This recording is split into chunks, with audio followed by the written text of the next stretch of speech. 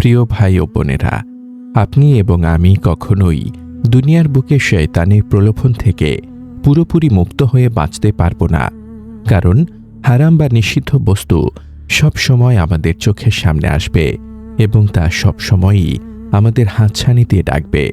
পবিত্র কোরআনে আল্লাহ সুবহানাহু ওয়া তাআলা ইরশাদ করেছেন, শয়তান তোমাদেরকে দারিদ্র্যের প্রতিশ্রুতি দেয় এবং অশ্লীল কাজের নির্দেশ দেয়। সূরা আল বাকারা আয়াত 268। অর্থাৎ যখনই আপনি হালাল পথে চলতে চাইবেন, তখনই শয়তান আপনার কানে ফিসফিস করে বলবে যে তুমি বড় কোনো সুযোগ হারিয়ে ফেলছ, তুমি জীবনকে উপভোগ করা থেকে বঞ্চিত হচ্ছ, অন্য সবাই কত মজা করছে আর তুমি কত বোকা যে নিজেকে এসব থেকে দূরে রাখছ। শয়তান প্রতিনিয়ত আপনার কাছে হারামের বিজ্ঞাপন এমনভাবে উপস্থাপন করবে যেন মনে হয় ওটাই জীবনের আসল সুখ। সে আপনাকে বোঝাবে যে আপনি যদি এখন এই পাপটি না করেন তবে আপনি পার্থিবভাবে ক্ষতিগ্রস্ত হবেন কিংবা জীবনের স্বাদ থেকে বঞ্চিত হবেন। কিন্তু মনে রাখবেন, এগুলো সবই শয়তানের মিথ্যা ধোঁকা এবং ফাঁদ।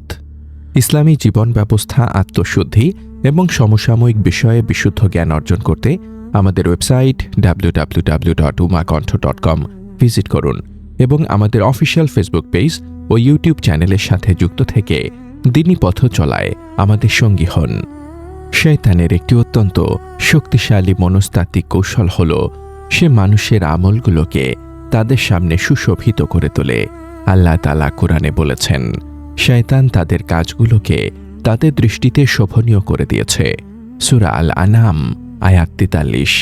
এর ফলে যখন আপনি কোনো পাপের দিকে পা বাড়ান, তখন আপনার নিজের বিবেক সেটাকে খারাপ বললেও শয়তান আপনাকে নানান যুক্তি দিয়ে সেটাকে বৈধতা দেওয়ার চেষ্টা করে।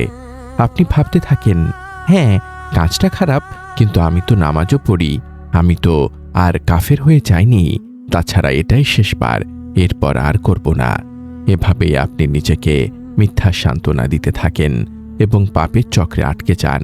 শয়তান চায় আপনি যেন মনে করেন যে আপনার পাপটি খুব একটা গুরুতর নয়, আর এর সাথে যুক্ত হয় আপনার আশপাশের এমন কিছু মানুষ যারা আপনাকে বলে, আরে রাখো তো, জীবন একটাই, এত ভাবার কিছু নেই, আল্লাহ অতটা কঠোর নন, তুমি অহেতুক বেশি চিন্তা করছো। এই কথাগুলো শয়তানের ওয়াসওয়াসাকে আরো শক্তিশালী করে তোলে এবং আপনাকে আল্লাহর ভয় থেকে দূরে সরিয়ে দেয়।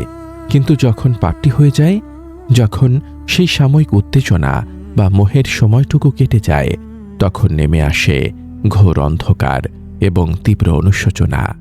পাপ কাজ, সেটা মদ্যপান হোক, কোনো অবৈধ সম্পর্ক হোক কিংবা অন্য যে কোনো অশ্লীলতা, করার আগে মানুষ নিজেকে বোঝায় যে এটাই শেষবার। কিন্তু যখন এই কাজটি সম্পন্ন হয়ে যায় এবং কয়েকদিন পর অনুশোচনার তীব্রতা কমে আসে, তখনই মোবাইলে একটি মেসেজ আসে কিংবা পুরনো বন্ধুদের একটি দাওয়াত আসে, আর আপনি আবার সেই একই ফাঁদে পা দেন। শয়তান ঠিক এটাই চায়। সে চায় আপনি পাপ করবেন, অনুতপ্ত হবেন, আবার পাপ করবেন এবং একসময় হতাশ হয়ে আল্লাহর রহমত থেকে নিরাশ হয়ে যাবেন। কিন্তু আল্লাহ সুবহানাহু ওয়া তাআলা মুমিনদের বৈশিষ্ট্য বর্ণনা করতে গিয়ে সূরা আলে ইমরানে বলেছেন, তারা যখন কোনো অশ্লীল কাজ করে ফেলে কিংবা নিজেদের ওপর জুলুম করে, তখন তারা আল্লাহকে স্মরণ করে এবং তাদের পাপের জন্য ক্ষমা প্রার্থনা করে, আর তারা জেনে বুঝে নিজেদের পাপ কর্মে অটল থাকে না।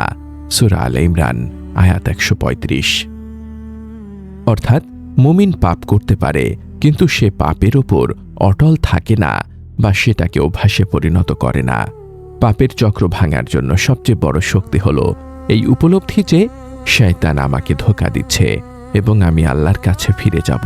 আপনি যখন এই চক্র ভেঙে বেরিয়ে আসেন, যখন আপনি বন্ধুদের বাজে প্ররোচনা উপেক্ষা করেন, যখন শয়তানের হাজার ওয়াসওয়াসাকে পায়ে ঠেলে জায়নামাজে দাঁড়িয়ে বলেন, হে আল্লাহ, আমি ফিরে এসেছি, আমি শয়তানের গোলামি করতে চাই না, আমি আপনার ক্ষমা চাই, তখন আপনি আল্লাহর কাছে বিশেষ মর্যাদার অধিকারী হন। আল্লাহ জানেন আপনার লড়াইটা কত কঠিন। আল্লাহ জানেন পাপের আকর্ষণ কত তীব্র এবং আসক্তি কত গভীর। আল্লাহ জানেন শয়তান আপনার মনের ওপর কতটা নিয়ন্ত্রণ প্রতিষ্ঠা করেছিল।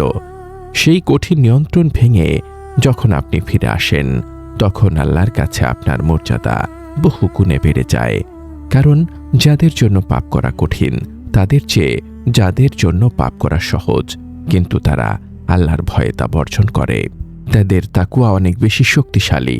তাই নিজেকে ছোট মনে করবেন না এই ভেবে যে আপনি অনেক বড় আলেম নন বা আপনি অনেক বেশি ইবাদত করতে পারেন না, বরং পাপের সুযোগ থাকা সত্ত্বেও কেবল আল্লাহর ভয়ে তা বর্জন করা আপনাকে ইবাদুর রহমান বা দয়াময় আল্লাহর বিশেষ বান্দাদের অন্তর্ভুক্ত করে। পাপ আসলে এক প্রকারের ভুল ভালোবাসা বা মোহ। আমরা ইন্দ্রিয় সুখ বা সাময়িক উত্তেজনার প্রেমে পড়ে যাই এবং সেই আসক্তি থেকে বের হতে পারি না, কারণ আমরা মনে করি এই পাপ ছেড়ে দিলে আমাদের জীবনের সুখ নষ্ট হয়ে যাবে। কিন্তু আল্লাহ সুবহানাহু ওয়া তাআলা আমাদের বলেছেন যে তিনি আমাদের এই তুচ্ছ সুখের পরিবর্তে তার নৈকট্য এবং শাশ্বত প্রশান্তি দান করবেন, যা এর চেয়ে বহু গুণ উত্তম। বিশেষ করে যুব সমাজে অবৈধ বা হারাম সম্পর্কের বিষয়টি মহামারীর মতো ছড়িয়ে পড়েছে, যেখানে আবেগীয় ব্ল্যাকমেইল বা ইমোশনাল ম্যানিপুলেশন শয়তানের অন্যতম হাতিয়ার। যখন কেউ এই হারাম সম্পর্ক থেকে বেরিয়ে আসতে চায় এবং আল্লাহকে খুশি করার সিদ্ধান্ত নেয়, তখন অপরপক্ষ থেকে বলা হয়, তুমি কি আমাকে ভালোবাসো না? তুমি এখন আমাকে ঘৃণা করো? তুমি কি মনে করো আমি তোমাকে জাহান্নামে নিয়ে যাচ্ছি? আমি কি এতই খারাপ? এই কথাগুলো একজন দুর্বল ঈমানের মানুষকে ভীষণভাবে প্রভাবিত করে এবং সে আবার সেই পাপের সম্পর্কে জড়িয়ে পড়ে। কিন্তু এখানে আপনাকে শক্ত হতে হবে এবং বুঝতে হবে যে এই সম্পর্কটি আল্লাহর অসন্তুষ্টির কারণ এবং এর শেষ গন্তব্য জাহান্নাম। যদি আপনি কাউকে সত্যি ভালোবাসেন, তবে তাকে জাহান্নামের আগুন থেকে বাঁচানোই হবে আপনার প্রকৃত দায়িত্ব। আর তা পাপের মাধ্যমে নয়, বরং তা পাপ বর্জন করার মাধ্যমেই সম্ভব। শয়তান চায় আপনি আবেগের দাস হয়ে থাকুন, কিন্তু ঈমান চায় আপনি আল্লাহর অনুগত হন। এই সংগ্রামটি কেউ দেখবে না, কেউ জানবে না আপনার বুকের ভেতরের রক্তক্ষরণ।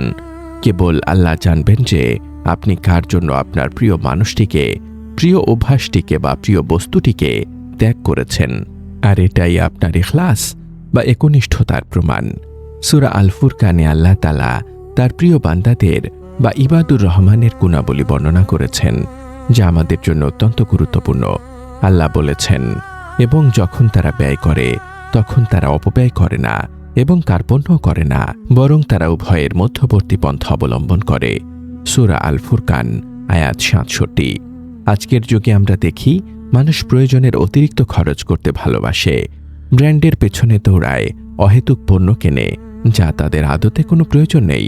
আবার অনেকে পরিবারের ন্যায্য পাওনা দিতে কার্পণ্য করে, নিজের স্ত্রী, সন্তান বা পিতামাতার প্রয়োজনীয় খরচ দিতে চায় না, অথচ বন্ধুদের সাথে আড্ডায় বা লোক দেখানো কাজে হাজার হাজার টাকা উড়িয়ে দেয়।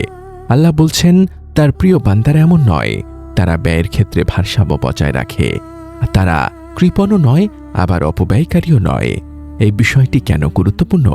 কারণ যখন আপনি অনর্থক কাজে অর্থ ব্যয় করেন বা হারাম বিনোদনে আসক্ত হয়ে পড়েন, তখন সেটা কেবল অর্থের অপচয় নয়, বরং তা আপনার অন্তরের আধ্যাত্মিক মৃত্যু ডেকে আনে।